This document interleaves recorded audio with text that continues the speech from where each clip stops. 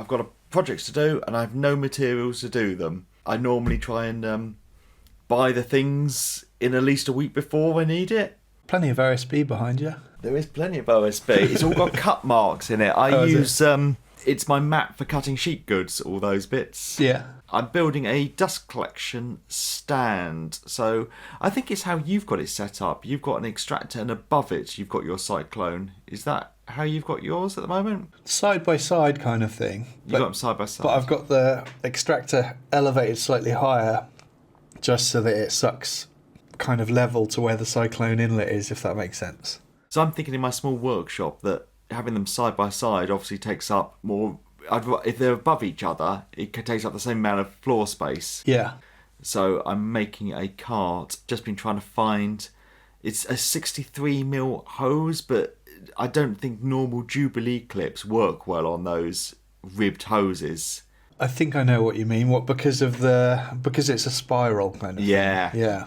So I've just been ordering all that, and then I think Bosch are going to bring out an M-class dust extractor. Yeah.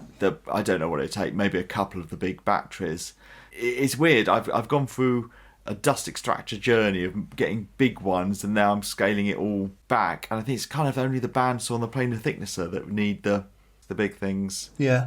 Like you've got a complicated setup with your table saw with 2 extractors, haven't you? Yeah, I've got the vacuum extractor ducted to all of my power tools and mitre saw, and then I've got the HVLP extractor which I drag between the table saw and the thicknesser.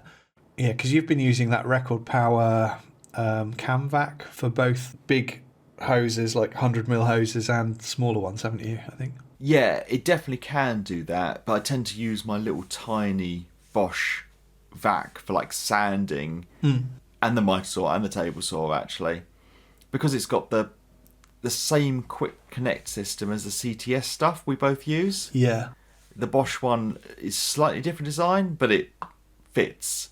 Cool. So I only really use the big CamVac for the extractor, for the extractor. No, it is the extractor for the planer thicknesser and the bandsaw. I guess what I'm struggling with at the moment is the tent was really big actually, and I had loads of space.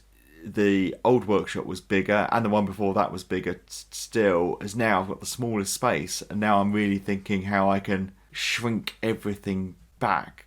Well, I hate to mention such a thing as soon as you've just finished your new workshop build, but do you think you could do some kind of knock-through extension or a lean-to that has all of your noisy machines in, similar to how I did it before with the extractor and the compressor? Oh, you're the bane of my life, you are. Because of your extension bit with the extractor, I get comments all the time going, you should do that. And it just, I don't want that. No. I don't want to have to go next door to empty things. Yeah. For some people, like yourself, that obviously worked well. I know what I'm like. You could have a window in it so that you could see when it needs emptying and stuff like that. And also, it's if you think about if your vacuum isn't M-class, it's still exhausting particles. I mean, I've got to say, my HVLP extractor is terrible for the seal around the bag. Just puffs of fine particles coming out all the time. Even though it's got that cartridge filter, the amount of dust that kicks out is so annoying, and I'd love to get that in a separate outbuilding if I could, but I can't see any practical way of doing it with my setup. Yours would be a lot easier to do that, though. Yeah, so all of those particles that are exhausted are going to be self-contained in a separate bit that you never have to breathe in. Yeah. Well, you almost don't need the cartridge filter if you do that. You can just have a bag filter on it. No, I see a lot of the points. I just don't want it. And if I wanted to put an extension at the back of my workshop, I'd almost be like, well, I could just make my workshop bigger. And I could build... I think the Samurai Carpenter has a beautiful wooden cabinet, or did years ago for his dust extractors. Yeah. Like a wardrobe almost in his workshop. Oh yeah, Frank Howarth has a similar thing, doesn't he? Yes, so you could just do that and then have a port at the back, venting outside. Yeah. But I've just spent lots of time and money sealing up my workshop and insulating it so there's no holes in it. Yeah. I guess also the problem of putting the extractor outside is I'm trying to keep all the noise down, so I'm putting the noisy thing outside. Yeah. So it's quiet for me. But then what do I do? So I could insulate that shed, but then I've got a small box that's well insulated That for my overheats. extractor. Overheats. Yeah. There's a lot of problems. If I lived on a farm or something, I think it's is it Bradshaw Joinery that does the great Yes. stuff and the big. I think he's got like a little lean-to bit outside with a 4 canister extractor and Yeah. things, 4-bag extractor. I think Bennett Hugh Orr has a similar thing. I don't know whether that was for his compressor that I'm thinking of. No, I think his extractors are in a separate thing as well. I mean, to me, that is the optimal way to do things, and I would love to do it where I am. The way I got around the overheating issue, because that was a real issue. The first time I turned my extractor on after building that extension, it overheated. And it did it surprisingly quickly as well. And that's when I installed those computer fan things in the side of the wall. Right. Which did a great job at keeping the motors cool, but they also let sound out. So unless you build some kind of baffle, and how much time do you really want to spend on this stuff? it grows arms and legs, doesn't it? You've also got the problem that you had your extractor run when you weren't there. Yes. So it's nice to be Yeah. able to have the cut off in the workshop for it. It's not a huge problem. The filter's really good on the Camelback, but I'm sure the M-Class stuff has to have the warning that tells you when the filters are blocked or the hose is blocked and stuff. Yeah, that's right. And you said you disagreed because you've got an M-Class filter for your pneumatic one that is just a filter. Doesn't have that, yeah. Yeah. So I don't know what the thing is, but I wonder if they got around that by the M-Class part of it, because it's called a microfilter, that thing, being a separate unit. yeah. That might be their way around it. I don't know. The level of filtration would be the same, but I think the Camelback, again, is not classed as M-Class, but it's got 3 different levels of filtration on it. So Yeah. I think the filtration's really Decent. decent. I mean, I wear a respirator, and I've got my record player air cleaner, which should work great in such a small. I mean, I've got the same size air cleaner as you, Yeah. but a workshop that's a quarter of the size. Just need to get it's under my bench at the moment. I need to get it on the wall, which might be next week's project, because I'm finally getting to that almost finishing touches stage. Clamps on the wall, that up, and then as soon as that's done, I think I'm set up now. I think I've got no more excuses not to actually use the workshop to actually make build a things project. rather than just make the perfect workshop. Yeah. You have got me thinking now about whether this whole wardrobe idea, because obviously I've been thinking about ways of trying to get my extractor external to the workshop. I'd never thought about the idea of a wardrobe. I guess I've got the luxury of space as well, and it's already all in one corner, so it almost feels like that would be the logical thing to do, but it's just what goes in there and what doesn't, and also how do I keep it cool again. Yeah, you'd kind of want to get a hole saw, a core saw, whatever, and put a bathroom extractor in. Through the wall, yeah. What if you built it over your window, the wardrobe? I like my window. Oh, I thought you had a boarded up window. Oh no, that one's I blocked up that and did a render job on the outside. That's Right, okay. the video I keep getting criticism for on Facebook. Yes, of course. Yeah, I thought you'd just put a bit of wood over a window. Maybe you did that first I initially. did that or initially. something? Yeah, you're right. Yeah. I'm already thinking about rejigging my entire workshop and getting rid of the mitre saw and like having a major. I say major, it probably isn't major in everyone else's eyes, but in my eyes, because I built it all and it's like, do I really want to do this or not? It's a bigger deal to me, but like, I would like to have a complete rethink about how it's all laid out. I did do some plans for it a few months ago, but I ended up thinking, I'm not convinced this is going to be a net improvement, if you know what I mean. So, And we've always had the trouble, like, can it be a video? If not, this is purely just me playing. yeah. I always remember that Frank Howarth project where, because the bottom half of his wardrobe thing is actually the dust collection.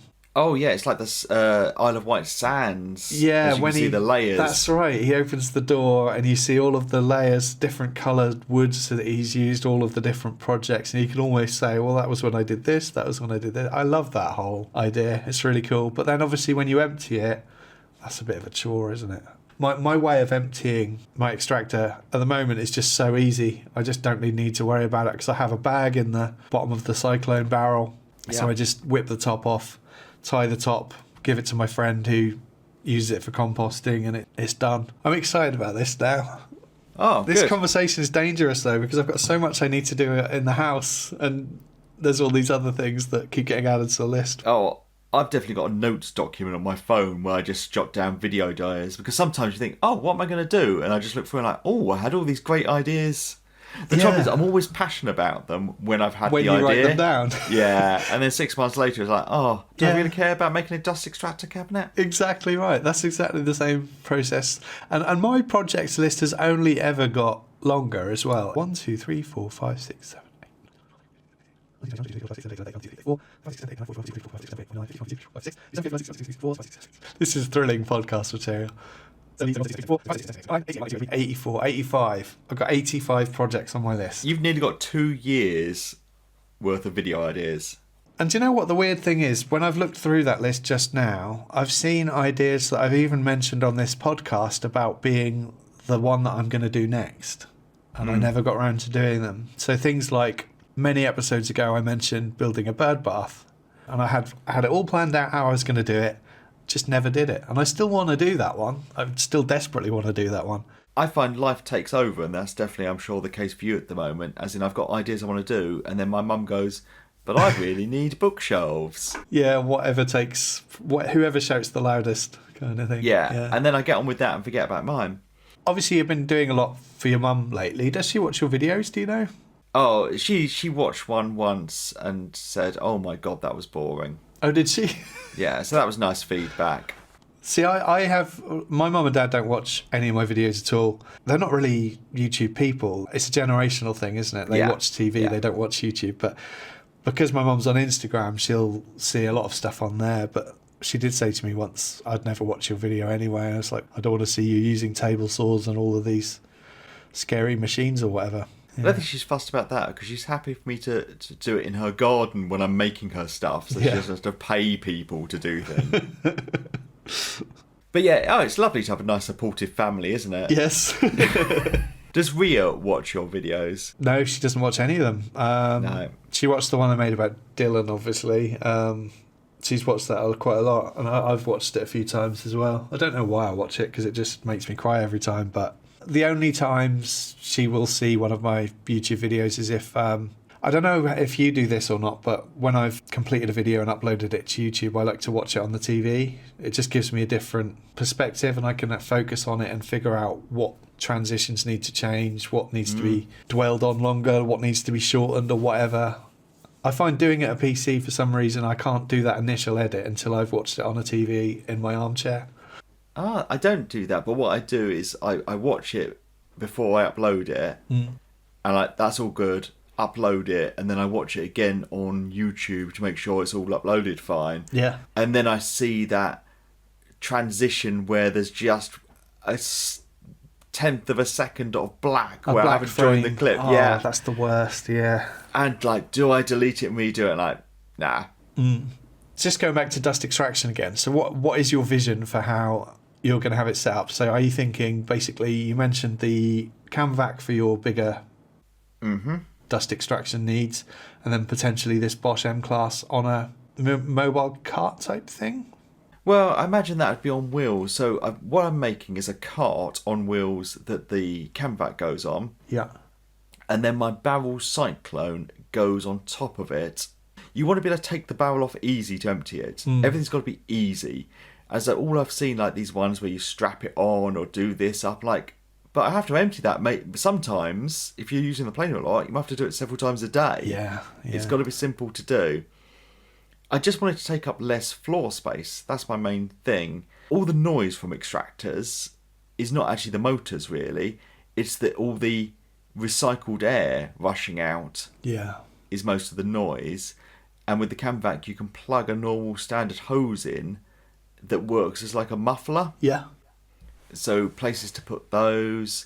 I really only need it for the planer thicknesser.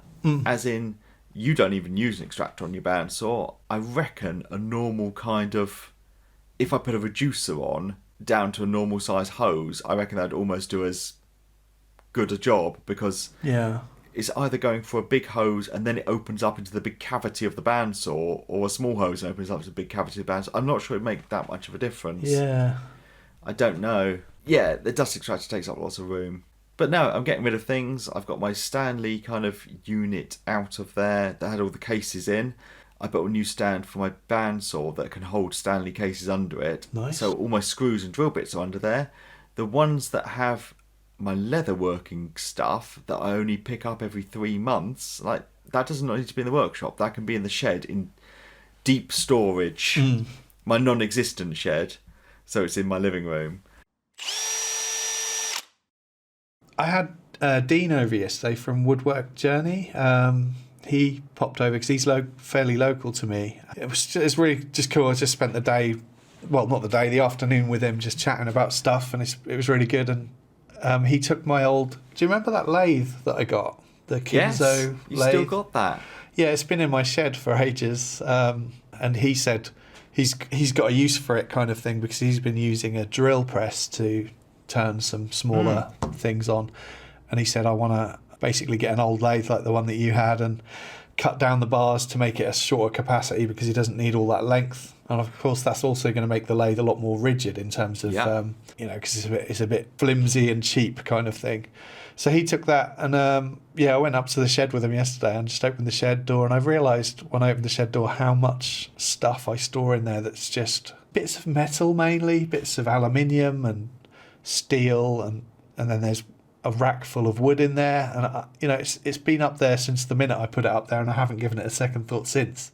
That's the trouble. When you have storage space, you have no motivation to get rid of things. Yeah. I'm going to be ruthless at the moment, because I've been in this house 1.5 years now, and, well, you can see I'm sat in my living room with some OSB behind me. Yeah. To the side of me, I can see 3 pallets and a double glazing unit, and the other way, I don't even look at. And the kitchen, it's just insane. So it's all got to go in a shed, and I want my house to be a house finally. Yeah, nice. Right, so shall we talk about a possible challenge? Last time we spoke, we mentioned the idea of doing something pallet related. And I think that would be really cool. But we haven't really talked about this offline, so I just thought we might be able to brainstorm and figure out what that might look like. Because I thought you'd been queuing this up all episode to be the Make Keith dining room chairs challenge. Yeah. This is purely brainstorming, but I was thinking it'd be good to do a challenge where it is just around one pallet. Yeah. Because I think that's obtainable for most people. We're probably going to have to go into all sorts of health and safety caveats, and don't steal any pallets from places. Obviously, ask for permission before you take them. Don't make a food preparation like a chopping board or something out of pallets, because that's just generally a bad idea, etc., etc., etc. But I think most of our listeners will be aware of all of the issues of using pallets already. Don't use the ones that say MB on them, I think it is. I think everyone needs to do their own research on what pallets are safe to use. What we'll do, we'll leave a link in the podcast show notes, or whatever they call it, in podcast world, which will have some advice on about pallet safety. But yeah, like Matt says, do your own research. People always ask me where I get them from, which is, I find strange, because I've always lived in places where they're really easy to get. So obviously some people live in places where they're difficult, but even you go on Facebook Marketplace, I know some people don't like Facebook, you can find them.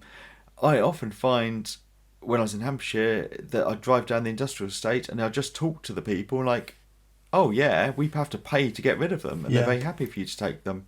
Yeah, absolutely. That was going to be my shout, as well as industrial estates. Any industrial park is going to have pallets all over the place. But like we say, do ask permission. Don't go driving around and putting something in the back of your car and then you get captured on CCTV or whatever. It's just a bad idea.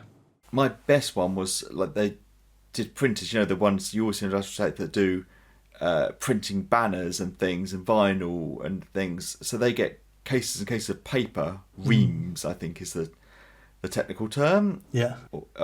On pallets, they get through loads of pallets, which probably means they're pretty clean pallets because they've only had boxes of paper on. And because of that, there's also a shop that's open to the public to go in and get printing, because it's awkward to knock on a factory door and try and talk to someone. Yeah. But if you can walk in where there's a counter... There's some sort of office or reception. Yeah. I mean, if you know someone there, it's very helpful as well. If you can ask around friends and family that work places, Yeah. might have pallets. If you've got an inn, they're always more happy. Definitely. Yeah, I've got a mate who works at a pump place in Norwich, and they have massive skips full of pallets that they have to pay to get removed. So whenever I want a pallet, I just speak to him. He also gets those pallet collars, the things with the hinges around the corners. Oh, yes. They're really good, decent Yeah. wood. I mean, I got some really nice poplar from a couple of those once. But no, this is a pallet challenge rather than a pallet collar challenge. My favourite pallets are the ones plasterboard come on, because they're obviously massive, but seem to be really weakly nailed together. You can almost pull them apart. Yeah. If you can't get one, you can always do something like buy a brand new £1,000 bandsaw, and it's probably going to come on a pallet for free. Just do that. Just do that. Buy a couple. Buy a couple, yeah. I don't think we should have a size limit on the pallet. Or even material, because you get plywood pallets. Yeah. It's So let's just say one pallet. It has to be a pallet, but it can be any size pallet. It doesn't matter what material is, whatever you feel comfortable with. We don't want to restrict this too much, so we'll just keep it as broad as possible. But should we say that all of the wood in the project has to be from the pallet?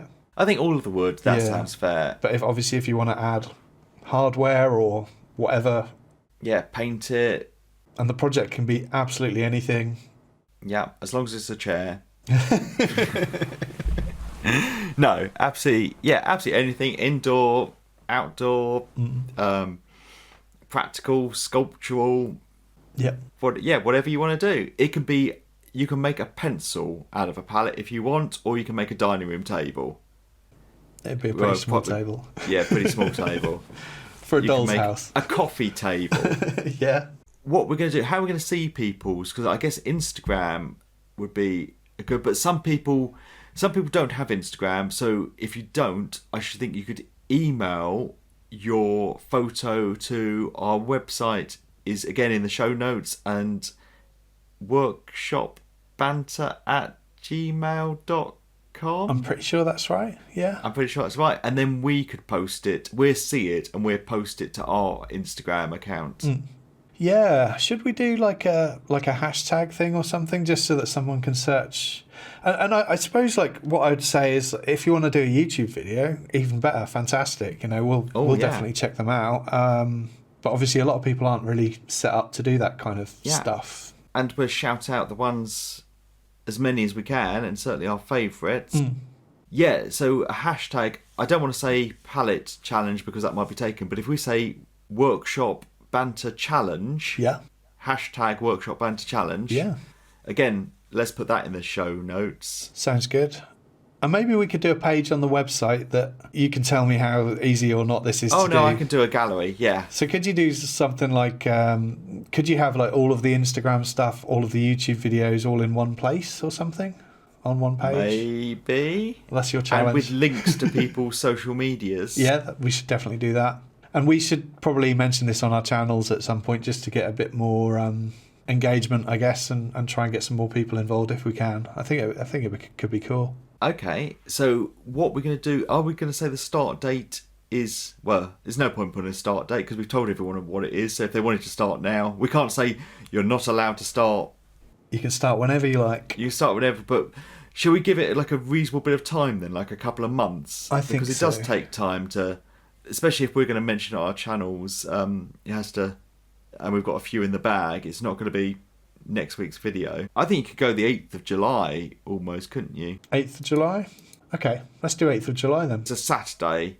Should we ask everyone to publish it on that date, or should we just collate them on that date so people can do it whenever they want up to that point? You'll be able to see them on the hashtag all the way up to that point, and maybe the podcast in between, if we get some done, hopefully we will, where we can start going, I like that pencil and coffee table that someone's done. Dining room chair. Oh, I suppose we're going to have to do one as well. Yes. Been a bit sneaky on this. Oh, you've started already? I had about 6 or 7 pallets from when our roof tiles were delivered.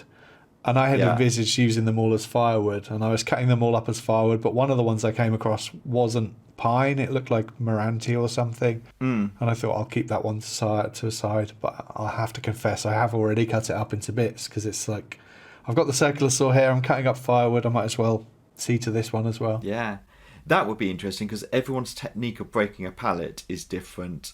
And yeah, it'd be good to see that as well. Something. The thing I did for Bosch, the console table, herringbone console table, was pallet. Yeah? Yeah, I didn't film it, so I've got another one. Oh, the other thing you can do is you can buy pallet wood off eBay and loads of websites as well. For like, I don't know, 20 quid, you can buy a couple of meters squared of pallet wood. Yeah. And get it delivered. So I don't think, if you really can't get a pallet and don't have room to break up a pallet, you're allowed to do that, I think. Yeah, absolutely. So we'll mention them as we go, all the ones we've seen.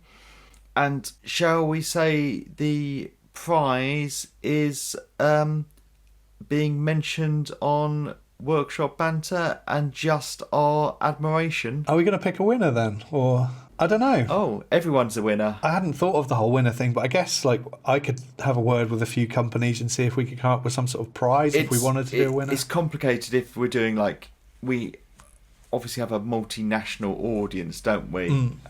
That's true. But I think we could pick a top 3 in no order, couldn't we, of ones, and just gonna go, yeah, you're going to be at the top of the website. This is our favourite.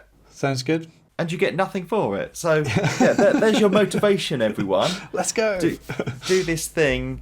I don't know how big our audience are, but if someone wanted to really launch their Instagram or YouTube, it is having famous Keith Brown from Ragamuffin Brown shouting out your project is beneficial. Hopefully it'll give people a little bit of a boost. I wouldn't expect too much. I think it's just fun doing a challenge, though. It's like we've talked about what project we're going to get onto, and sometimes you don't know what to do. Sometimes being issued something to do, it's nice to is do a motivating fun factor. Yeah, and also I feel like I'm doing less and less woodworking recently, and it'd be lovely just to get, knees deep into a proper woodworking project again. You've changed, man.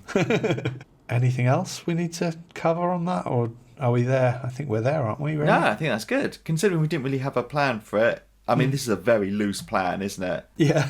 Make something from a pallet or don't. We don't care either way. But please do. Yeah, please do. I've got a vlog video coming up relatively soon, which I'll film a segment for and post it on my channel as well. So hopefully pull a few people over. Okay.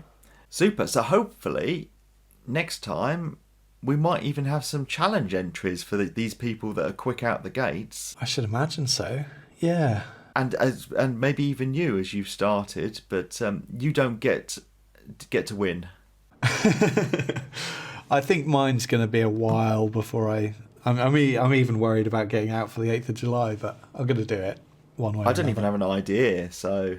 I guess I've got a rough idea of what I might want to do, but I don't know what it would look like. I don't know. Should be fun.